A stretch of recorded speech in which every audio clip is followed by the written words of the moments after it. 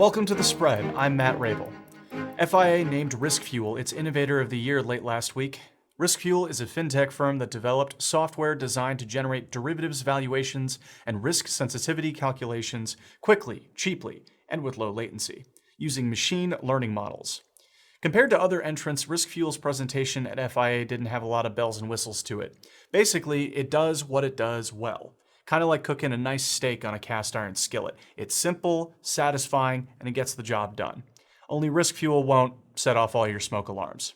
The world of Bitcoin has been on fire lately due to the market price of Bitcoin breaking 18K for the first time since 2017.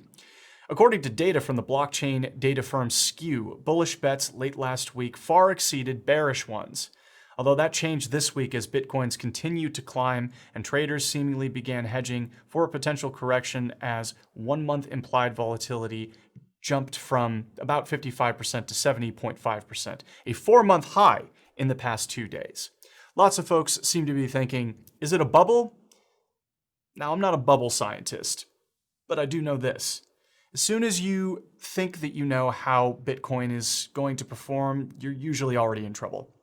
The CME Group has announced the launch of a slew of new volatility indices based on the CME Group Volatility Index, or CVOL, methodology.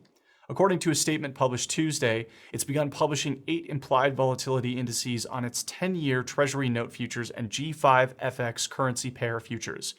And it plans to launch volatility benchmarks for every major asset class in the first half of 2021. Maybe somebody ought to tell the CME to consider switching to decaf. You're doing fine, guys. Relax.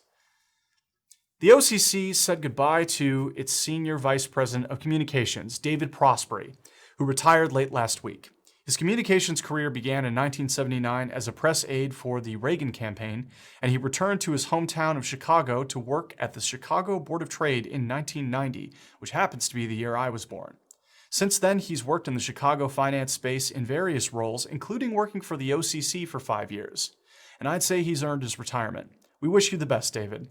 That's going to do for The Spread this week. Check out johnlothiannews.com for more news. Until next time, stay safe and happy trading.